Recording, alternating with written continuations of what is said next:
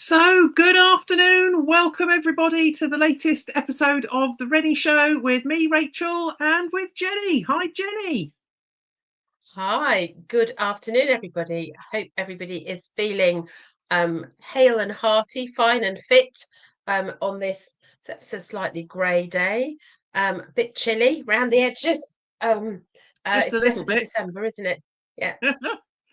Well, we're hoping today to warm those edges up for all of you because, in a slight change to the scheduled guest appearance we had today, which has had to be put back to another day, Jenny and I are going to do a show on the theme of pantomimes, that great British tradition. It brings Oh so no, much we're not. fun and oh yes it is. See, it's going to be one of those shows, isn't it?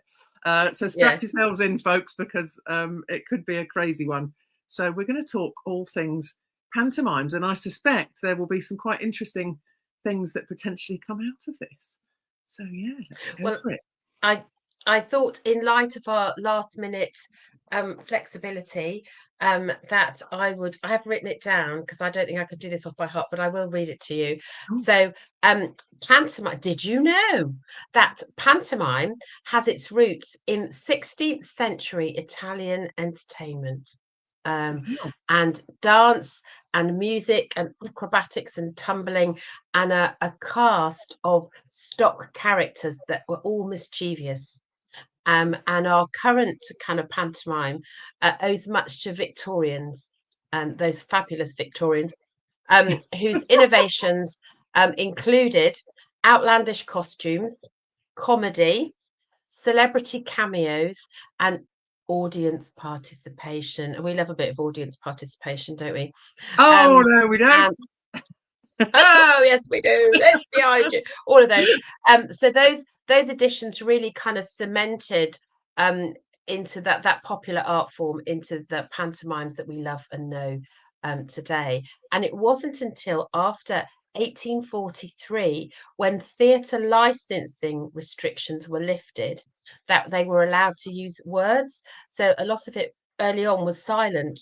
Really? Um, because of Wow. theatre restrictions. So once those restrictions were lifted, that's when you got the addition of my favourite witty puns, wordplay, um, fairy tales, magic animals, um, principal boys and gender switching. So you had pantomime dames, Yeah. principal boys, all of those things became integral. And as did any topic was fair game. So social satire, current events, Yeah. politics, all of those things were all amalgamated to become the kind of pantomime that we know and love. And it's still quintessentially, I think, very British. I don't think my source was the V&A, was the Oh, okay. Victorian Yeah. Albert Museum. They have a whole thing about pantomimes and musical theatre. So I think that I don't think it's done anywhere else in Europe. I think the we're the only people that do it still.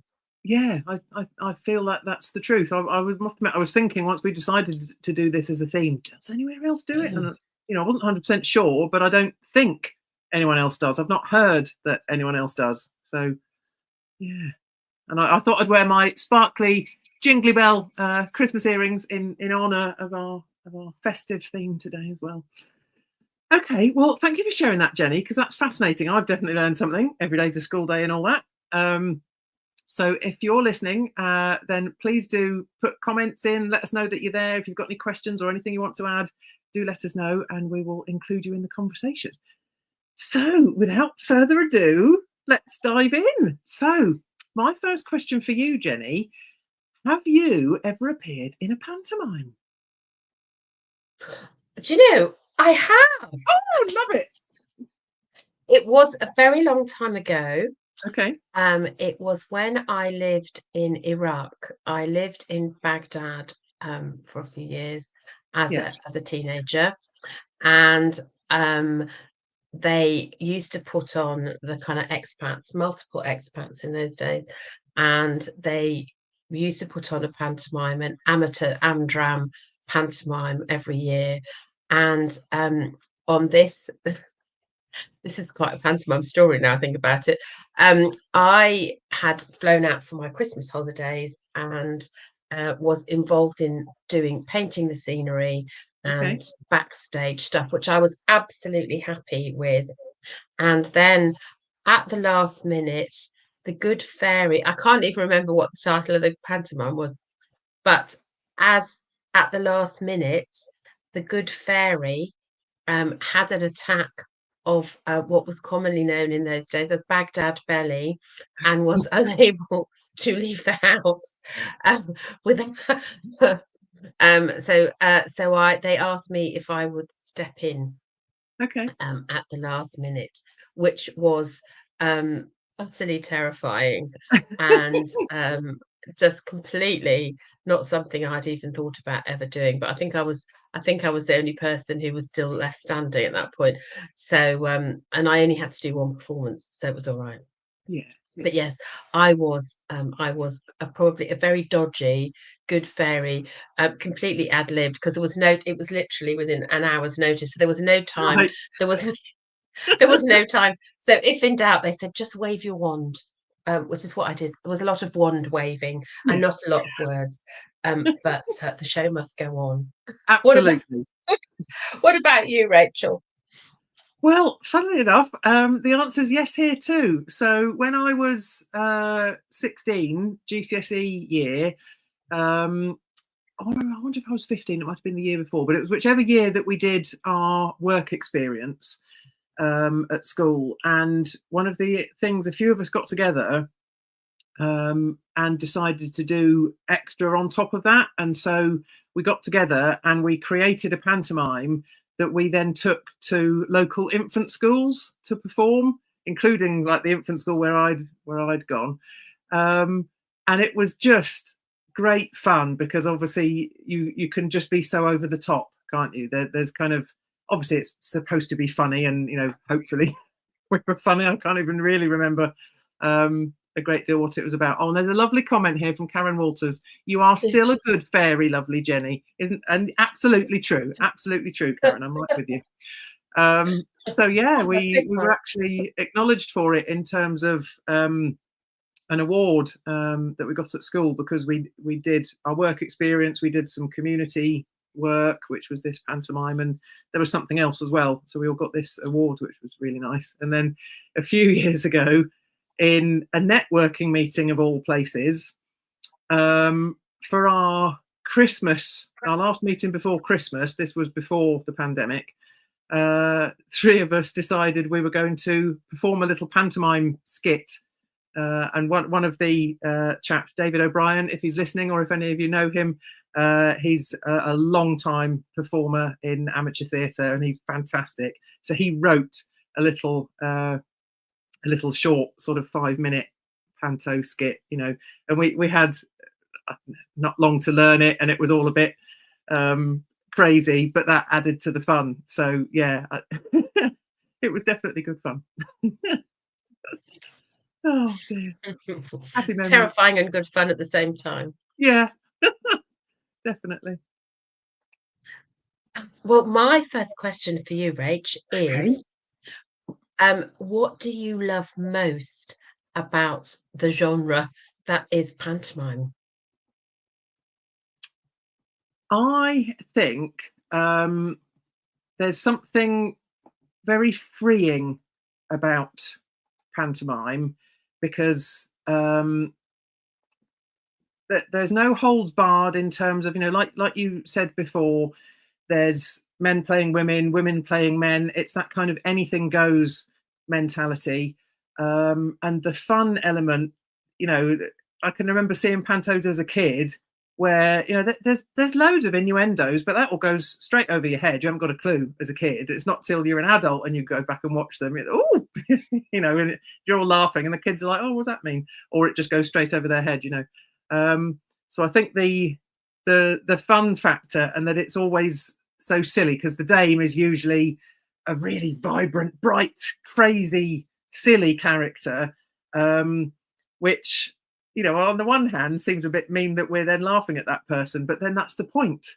and that's okay. That laughter at this image of, you know, the dame usually being maybe a bit overweight and you know, very buxom, shall we say, and crazy makeup and crazy wig and crazy clothes that are usually quite garish in color rather than, you know, nice and tasteful.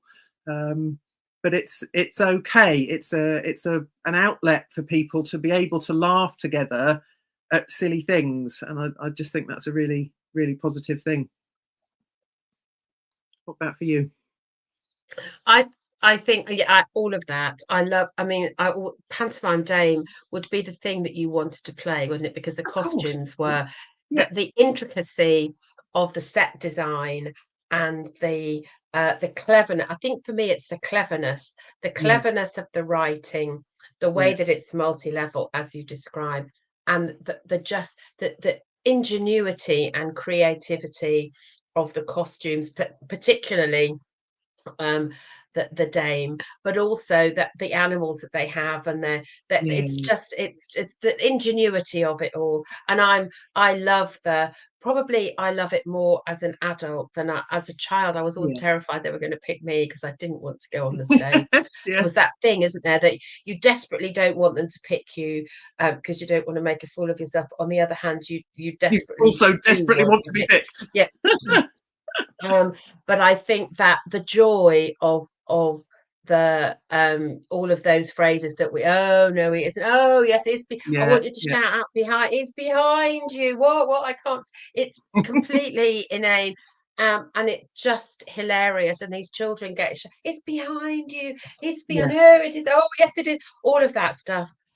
Just that the audience participation, and that there isn't a line, is there, between the stage and the, and I love the Yeah. fact that they take popular songs and they rewrite lyrics. I just think that's so Yeah.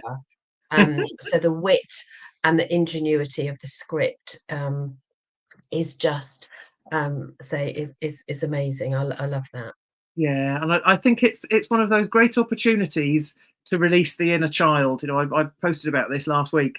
That Yes, you did. to be able to let go and be as silly as the children are being without fear. You know, you're doing it sat next to other people that are doing exactly the same, so you can let go Yeah. without fear. And I think there's something really lovely about that.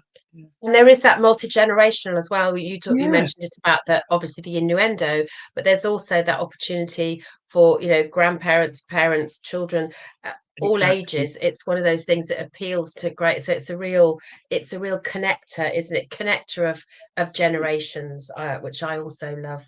Yeah, definitely. I'm with you on So that. yeah. Yeah. And you're not going to believe this, anyone that's listening. But my next question, you know, we don't tell each other what these questions are going to be, but my No, we next don't. question leads on fantastically well from that one, because my question is, what's your least favourite thing about pantomimes?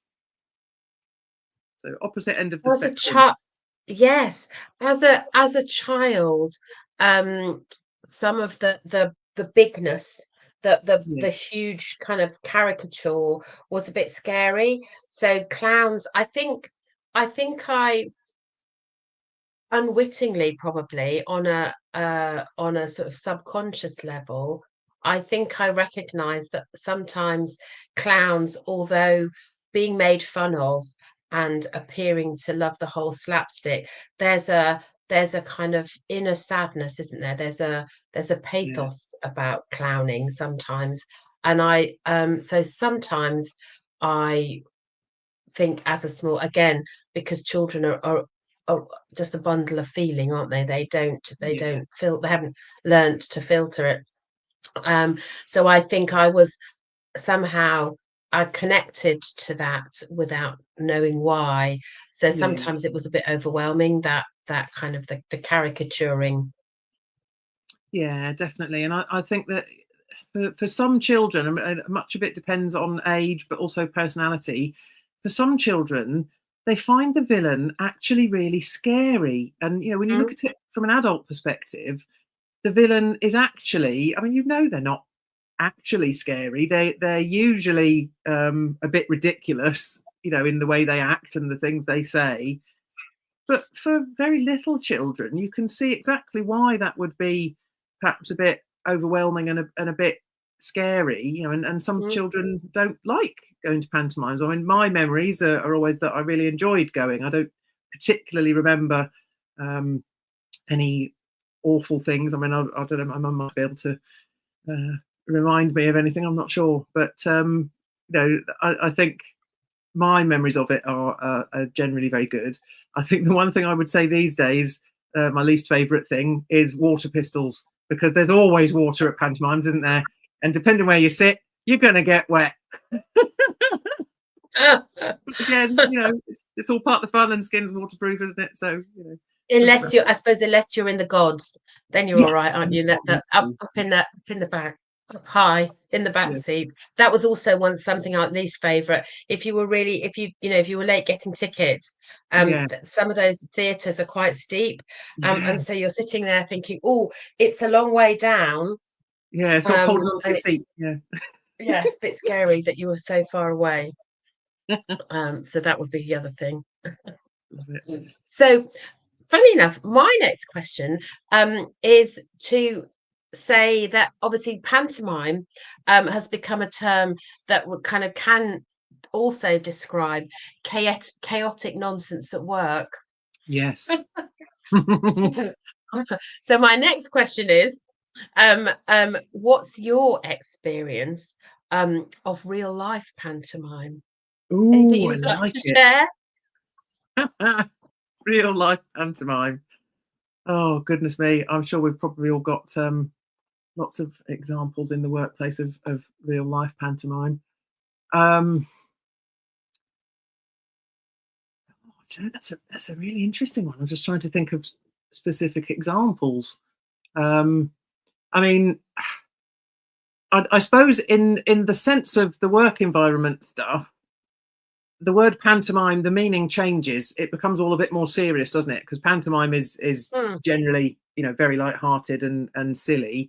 But when you start referring to the shenanigans in a workplace as pantomime, it's usually a bit derogatory, isn't it? Because what's Yeah, going on is a yeah, bit it is. Yeah.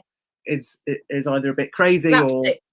Yeah. yeah, you know, it's almost like you couldn't write this stuff. It shouldn't be happening, kind of thing. So it's very much a negative thing. So I guess one of the things that comes to mind, and I've experienced it on a few occasions, is when change management is not done in a way that empowers people. People aren't kept informed. You know, if you want people to go along with cultural change or even, you know, lower level tactical change, it really helps for people to understand why, and, you know, to see the background to it, to understand what the vision is, so you're then all working towards the same thing. And, you know, obviously you do a lot of work in work in corporate spaces, Jenny, and Yeah. I imagine that's something that you come across a lot. You know, the work culture of how people are managed in terms of big changes, it's really important, and it can be so and I remember feeling really disempowered because we weren't involved in being told what the changes were all about and why, and things were just sprung on us. And, you know, at that point you have to just get on with it. You know, you have to roll with the punches, but you just know it could have been so much smoother if you'd all been brought on board and kept informed. And you're then left thinking, well, but why would they not tell us? It's utterly ridiculous, because the end result is that, you know, the entire workforce then ends up unhappy. What's been achieved? Not a lot.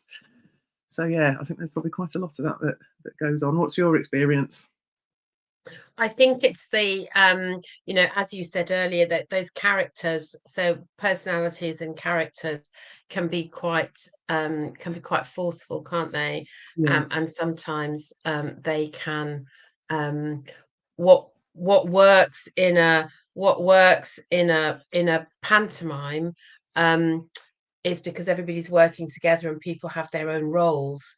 Yeah. Um, and everybody understands. So you mentioned earlier, everybody understands the villain's not really a villain. The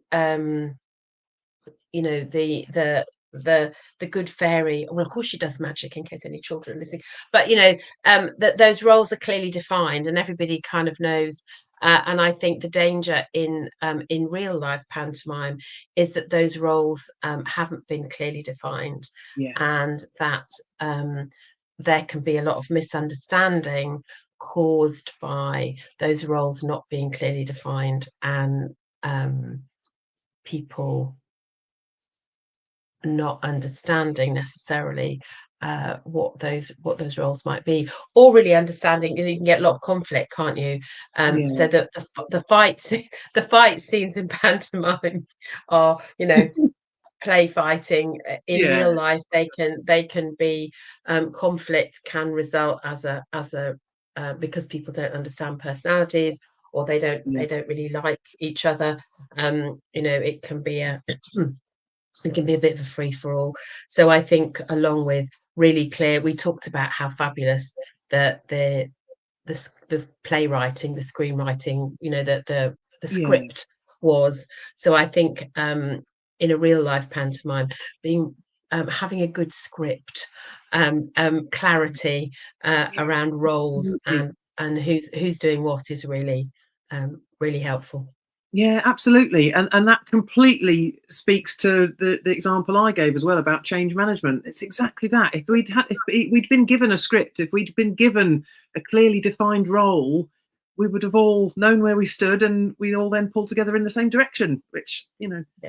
yeah, it's a great analogy, actually. The pantomime being, having that script and the defined roles and everything. It's a really powerful analogy, I think.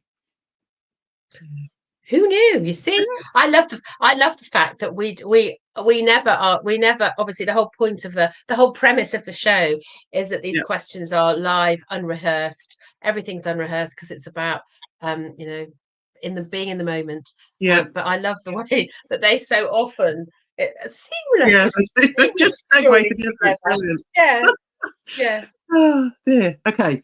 So my next question then, obviously you told us at the beginning some information about just how long pantomimes have been going, and where it all came from. So why do you think pantomimes are such a long-standing thing in Britain? Oh, that's a really good question. Why do I think? I think partly because of the tradition. Yeah. So I think the framework, and I think this applies in business as well, actually. Now I'm just thinking off the top of my Yeah. head Yeah. out loud. So I think what's happened, what I love about, is the evolution.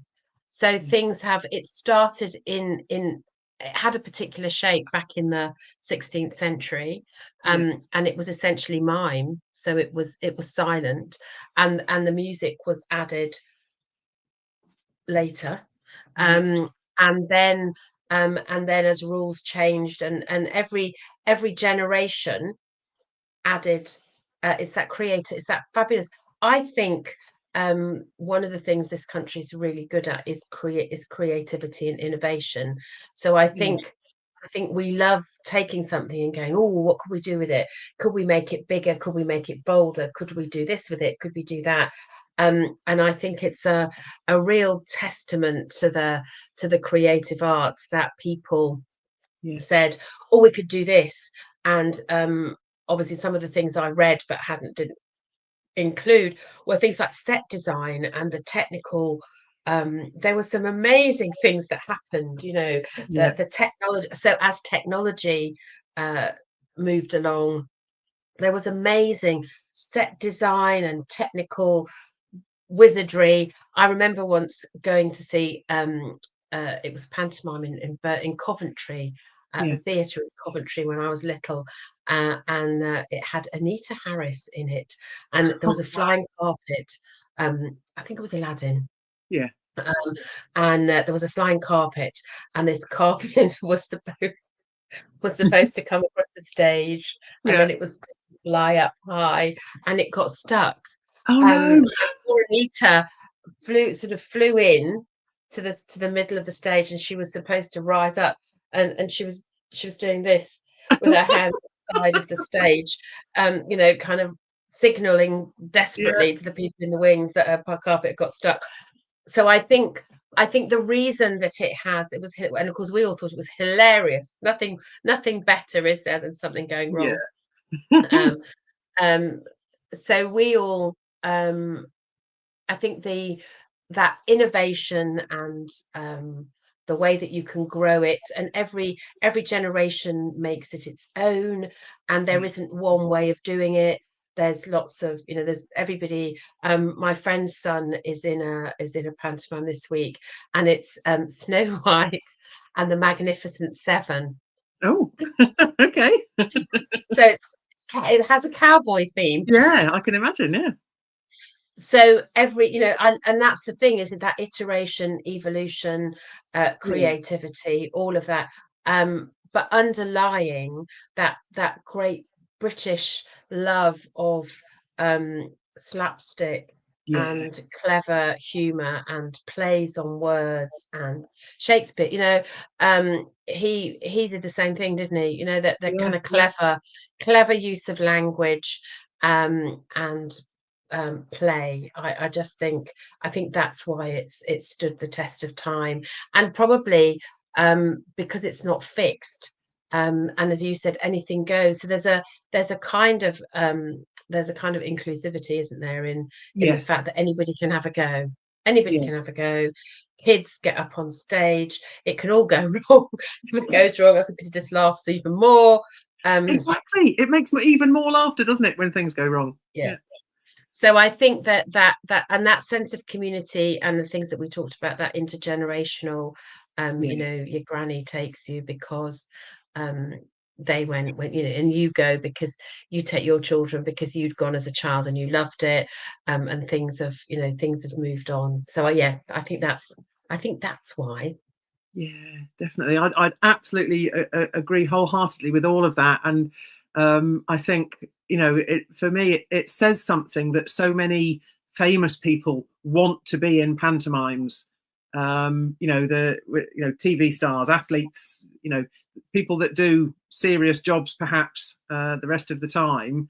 Um, they're still drawn year on year to being in pantomime, which I think says a Mhm. lot about how fun it is to be a part of it. What an experience it must be. And I think what you've said there. I think it's a wonderful mix. You talk about the innovation and that it doesn't have to stand still, and it can evolve. I think that set against the backdrop of it being a really traditional thing. It's traditionally done in the festive season, and there's lots of tradition related to it, which could make it seem stuffy and boring and not moving forward. But it always does move forward, and like you say, with adding the modern songs, but changing the words to fit. And we went a couple of Christmases ago, might even have been last Christmas, to the local pantomime here. I think it was 2 Christmases ago, and there was a comedian playing the kind of Buttons role, and he was just fantastic because the exchanges he had with the audience, and he'd ask people their names and he'd talk to them and things, and then he'd keep referring to them. And so it goes back again to what you said about that audience participation. It doesn't matter how it evolves and changes, that stays the same. The connection and rapport with the audience, the connection of the intergenerational element of it as a family. There's just so much about it that's I guess fun is probably the overarching word I'd use, and that's why I think it will never die out, because it's just so much fun. It's fun to do, it's fun to be in it, it's fun to watch it. It's just fun. Yeah, fun. Yeah. Yeah. Fantastic. So your So turn. is it my turn? Yeah. So my question, my last question is, Yeah. if you were choosing character to be, who would be your favorite pantomime character? Ooh. I mean, so many ways you could go with this with answering this one. There's a big part of me that, as a child, always loved the kind of the princess characters. I'm not particularly princessy these days, but I really, really loved those sorts of characters, which again I suppose it extends to the fairy, the fairy godmother type figures as well, because they always got to wear something sparkly, and they had a wand and they did magic. So I guess, we've had a comment from Karen again. Love the chat today. Thank you, Karen. I used to love taking my boys to the pantomime, watching them get absorbed in it. Such memories. They probably need therapy now. Well, if that's the case, maybe we all do. That's probably not a bad shout. But yeah, there's so much to love about panto characters, but the thought of being the fairy who comes up in a poof of smoke and helps to make things better. I suppose I'd want to be a good character. I wouldn't want to be a villainous character, I suppose. And really, I guess the ultimate in good characters is the kind of fairy godmother type thing. So yeah, that's what I'd pick. How about you? Well, that's really funny. Because that surprises me. So if I could choose the dame, I would be the dame. Yeah. And the reason, sadly, is because they are larger than life. They are the most. Yeah. They are, they're the kind of aren't they? The stealer of the show, other than small children, but perhaps. Yeah. But they're quirky, they're different, they're not what you expect them to be. And when I was thinking about this question, and I thought, would I want to be the fairy? And I thought, no, I don't want to be the fairy. But I do also quite like the idea of being the villain. Because it's that thing about, boo every time, no, boo, shout louder when they're. So I do quite like that kind of because as you say, we know that they're not really really bad, are they? And also they always get their comeuppance, don't they? They always are, yes. Always get their comeuppance, whether it's the custard pie or whatever it is. But the pantomime, the dame, and again, I think it's because of the drama. The drama of the costumes. I just think the drama of the costumes and the larger than life and completely over the top. So yeah, it would be. I would love to be. I was thinking, and there's so many people who have made careers, haven't they, out of being pantomime dames. It's a thing, I was thinking of Les Dawson, and they're held in. Although they're also slightly silly, that they're held in. I think they're held in with genuine affection and esteem. By the audience. People kind of take it. I think it's about being accepted.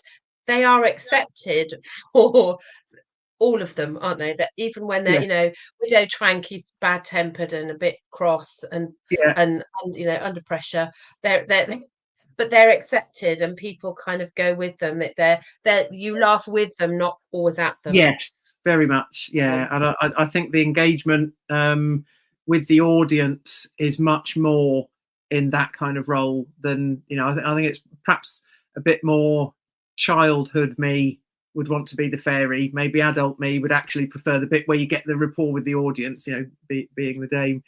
Karen says she would be wishy-washy. I am no princess.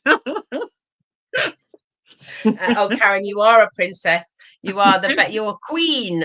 But yeah, it's that joy. I think you're right. It's the affection with which the dame, however outrageous they are and however silly and whatever they're doing, they're kind of held. They're held in great affection, aren't they? So definitely. Fantastic. Well, I have to say, Jenny, this has been a really fantastic and fun episode. Thank you, Karen, for all your comments as well. And hope that any of you that are listening, either here live or on the podcast, hope you've enjoyed the show and it's given you some food for thought in terms of pantomimes. It's not just about going to the theatre at the traditional time of Christmas. There's some crossover messages with the world of work as well. So certainly been an Well, interesting. and life, possibly, not just Yeah, work, but life generally. yeah. And we'd love to know if you've booked your tickets. What's your favourite pantomime? Yeah. Who are you going with? Are you going? When are you going? So we love a bit of follow up from the show. So please feel free to let us know any of your pantomime tales. We would love it. Um, we'd love to hear what Yes. your pantomime is. Absolutely. Please do share with us. And in the meantime, we will be back again in 2 weeks' time, which will be the 18th of December. Gosh, it seems we're rapidly approaching Christmas seemingly from nowhere. And we will have another festive theme for that show, which we will talk about a bit more nearer the time. But thank you very much for joining us today, and we hope you can join us again very soon. It's been a joy as ever. I've loved our conversation. It doesn't really matter what we talk about. We always find something juicy, don't we? Yeah, So I absolutely. hope you've enjoyed it. Until next time, be inspired, be brilliant, and we'll see you next time. Bye for now. Bye.